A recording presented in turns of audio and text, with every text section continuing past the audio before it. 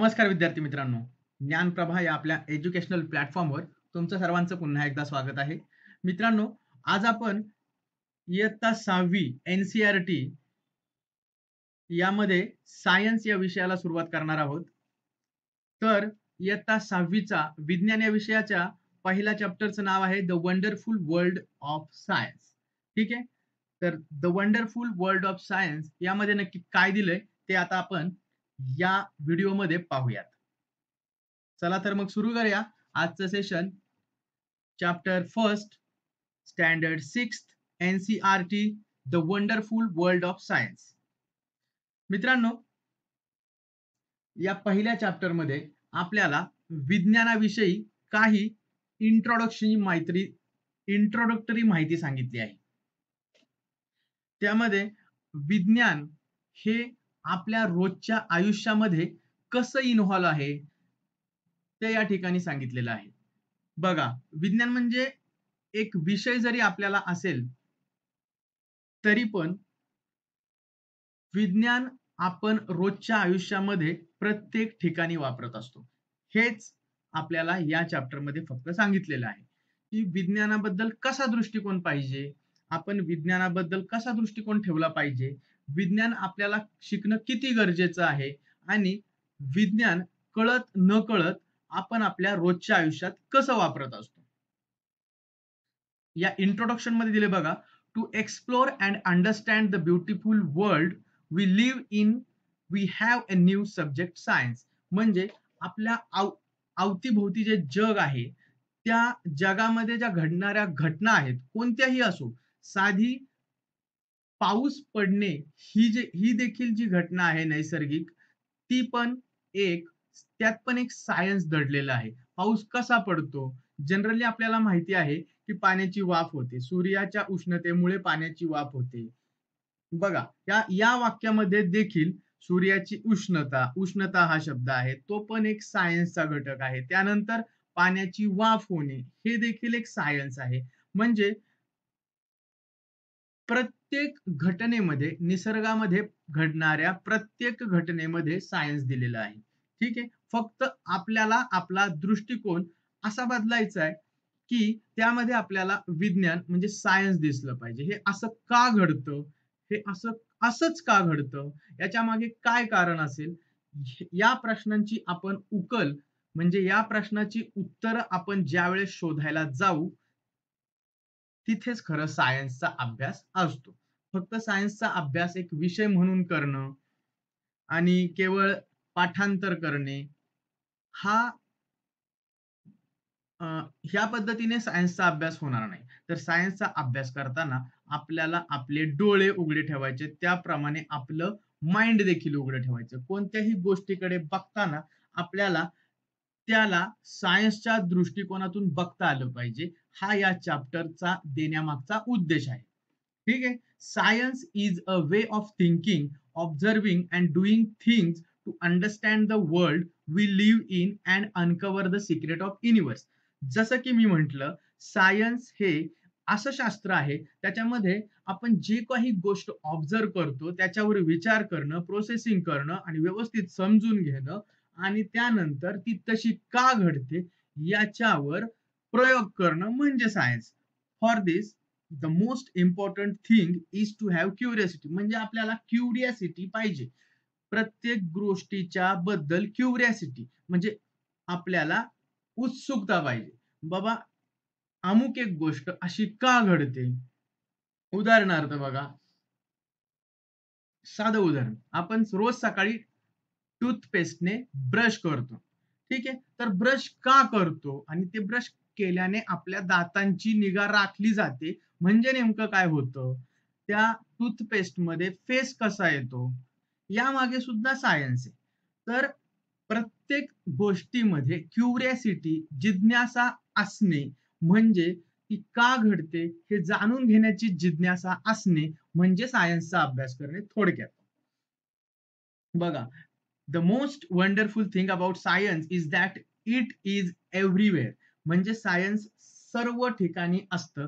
वाळवंट असो किंवा समुद्र असो, सर्व ठिकाणी सायन्स असतो. वाळवंटामध्ये वाळवंट का तयार होतो त्या ठिकाणी, त्यानंतर वाळवंटामधील वनस्पती आहे त्यांचा त्यांच्यामध्ये झालेले अडॅप्टेशन किंवा त्या वनस्पती त्या प्रकारे डेव्हलप होतात. तर का होतात? तर त्याच्या मागे सुद्धा सायन्स आहे. त्यानंतर समुद्र आहे. समुद्राचं पाणी खारटच का असतं? त्यामागे पण सायन्स आहे. म्हणजे प्रत्येक गोष्ट आपल्या अवतीभोवती असणाऱ्या प्रत्येक गोष्टीमध्ये सायन्स आहे. फक्त आपल्याला त्याबद्दल क्युरिओसिटी पाहिजे आणि ते जाणून घेण्याची इच्छा पाहिजे. ठीक आहे. यालाच सायन्सचा अप्रोच असं म्हणतात आणि याच पद्धतीने सायन्सचा अभ्यास केला पाहिजे. बघा, फुलपाखरू, बटरफ्लाय तयार कसं होतं? तर त्याची डेव्हलपमेंट कशी होते? हे पण एक सायन्स आहे. त्यानंतर कोणत्याही प्राण्याच्या प्रजननानंतर त्याचं जे ऑफस्प्रिंग तयार होतात, त्याचे जे पुढची पिढी तयार होते, ती कशी होते? त्यात देखील सायन्स आहे. त्यानंतर एका बी पासून झाड कसं होतं? बीचं जर्मिनेशन कसं होतं? ते देखील सायन्स आहे. त्यानंतर आपण रोजचं जे अन्न खातो, त्यामध्ये विविधता असते. बघा साउथ मधील लोकांच्या आहारामध्ये वेगळेपणा आहे. नॉर्थ मधल्या लोकांच्या आहारामध्ये वेगळेपणा आहे. हा वेगळेपणा का असतो? तेथील हवामानाच्या नुसार त्यांच्या आहारामध्ये पण बदल होतो. त्यानंतर अन्नामधून आपल्याला कोणते न्यूट्रिशन मिळतात? काय खाल्ल्यानंतर कोणतं जीवनसत्व मिळतं? ह्याचा अभ्यास म्हणजे देखील सायन्स आहे. त्यानंतर जसं आपण बघितलं पर्जन्य म्हणजे पाऊस पडणं. ही जी प्रक्रिया आहे, ती पण तुमच्या सायन्सच्या दृष्टिकोनातून पाहिली गेली पाहिजे. म्हणजे पाण्याचं व्हेपरायझेशन होणं, ढग जमा होणं, त्यानंतर पुन्हा पाऊस पडणं, हे जे आपण बघतो वॉटर सायकल किंवा प्रोसेस ऑफ रेन, हे पण एक सायन्स आहे. हेच नाही तर रात्री आकाशात जे आपल्याला चंद्र, तारे, ग्रह वेगवेगळे जे दिसतात, ते तारे का दिसतात? किंवा चंद्र जो आपल्याला दिसतो, तो जो चंद्राचा प्रकाश आहे, तो खरंच चंद्राचा असतो का? का सूर्याचा असतो? आपल्याला माहिती आहे, तो खरा चंद्राचा प्रकाश नसतो, तर सूर्याचा प्रकाश असतो. पण तो सूर्याचा प्रकाश असतो, मग चंद्र का आपल्याला दिसतो? हे कळण्यासाठी देखील आपल्याला सायन्सचा अभ्यास करणं गरजेचं आहे. यात एवढंच सांगायचं, की सर्व ठिकाणी सायन्स असतं. आपल्या दृष्टिकोन त्या पद्धतीने पाहिजे. बघा, science is not just about memorizing fact and figures or doing experiment. It is about following step by step process that helps us find answer to our question. So what are the steps that we can follow? बघा, science मध्ये फक्त गोष्टी पाठ करायच्या नसतात. ठीक आहे. तर त्या एक्सपेरिमेंट करून प्रात्यक्षिक स्वरूपामध्ये त्या अनुभवायच्या असतात किंवा पाहायच्या असतात. तर त्याच्यामध्ये एखादी गोष्ट जर आपल्याला सायंटिफिकली प्रूव्ह करायची असेल किंवा त्या गोष्टीचा अभ्यास करायचा असेल, तर एक ठराविक मार्ग आहे, एक ठराविक स्टेप्स आहेत. तर त्या स्टेप्स कोणत्या आहेत बघा. Observe something interesting or we do understand. आपण या ठिकाणी पाऊस कसा पडतो हाच प्रश्न धरू. जर तुमच्यामध्ये उत्सुकता असेल, की पाऊस कसा पडतो? तर आपल्याला काय केलं पाहिजे? ऑब्झर्वेशन केलं पाहिजे, की बाबा नेमकं ढग कसे बनतात? ढगांपासून पाऊस पडतो माहितीये? तर ते ढग कसे बनतात? ह्याचं ऑब्झर्वेशन. तर त्या पाण्याची वाफ होते उन्हामुळे, याचं ऑब्झर्वेशन केलं पाहिजे. म्हणजे आपल्याला त्या गोष्टीचं चांगल्या प्रकारे ऑब्झर्वेशन केलं पाहिजे. त्यानंतर think of A question about it. म्हणजे आपल्याला प्रश्न पडले पाहिजे, की वाफच का होते आणि ती वरतीच का जाते? कारण ती हवेपेक्षा हलकी असते, त्यामुळे ती वरती जाते. ओके. हे आपल्याला कळून घेतलं घेतलं पाहिजे आपण. ठीक आहे. त्यानंतर आपण एक असं गेस करायचं. गेस अ पॉसिबल आन्सर म्हणजे आता जसं आम्ही म्हटलं, की वाफ वरतीच का जाते? तर पॉसिबल आन्सर काय असू शकतं? एकतर ती हवेपेक्षा हलकी असू शकते, म्हणून ती वरती जाते किंवा दुसरे काही कारण असेल. तर आपल्याला जे कारणं असू शकतात ती पॉसिबल आन्सर्स ते प्रेडिक्ट करायचे आणि नंतर ती आन्सर्स टेस्ट करायचे. Test this guess through experiment or more observation. ठीक आहे. ते आपले प्रोबॅबल आन्सर टेस्ट करायचे. कशातून? एक्सपेरिमेंट मधनं. आणि नंतर try to analyse the result, म्हणजे रिझल्ट अॅनालिसिस करून आपल्याला आपली उत्तरं बरोबर आहेत की नाहीत हे स्पष्ट करायचं किंवा ते पडताळून बघायचं. ठीक आहे. तर सायन्सच्या कोणत्याही फॅक्ट्सला आपल्याला चेक करायचं असेल तर या स्टेप्स आहेत. पहिलं observation, thinking of A question, possible answer तयार करायचे, ते आन्सर टेस्ट करायचे आणि नंतर त्याचे रिझल्ट अॅनलाइज करायचे. याच पद्धतीने प्रत्येक सायन्स मधील एक्सपेरिमेंट किंवा इन्व्हेन्शन कार्य करत असतो. ठीक आहे. हा एक ढोबळ मार्ग झाला. कधी कधी असं होतं की सायंटिस्ट लोक जे प्रयोग करत असतात ते काही बाबा आता एक गोष्ट मला शोधायची आहे म्हणजे मी तीच डोक्यात ठेवून शोधत असतो असं नसतं.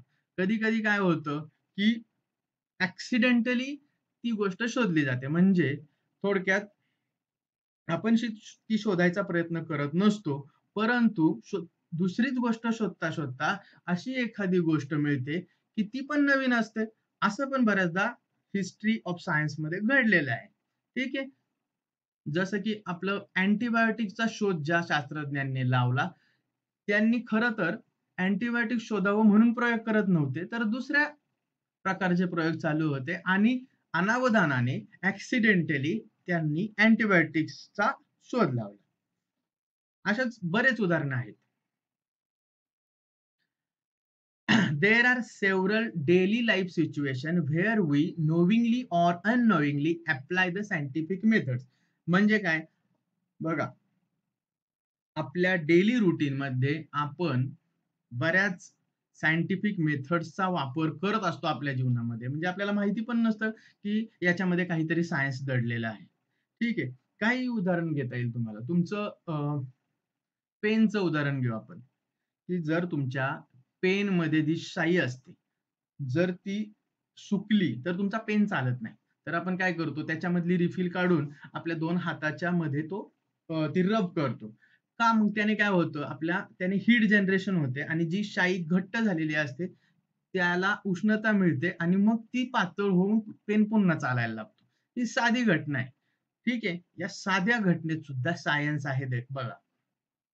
मग म्हणून काय, though we all apply the scientific method to same extent, learning science will develop our capabilities for finding solutions to bigger problem and solving more mysterious of the universe.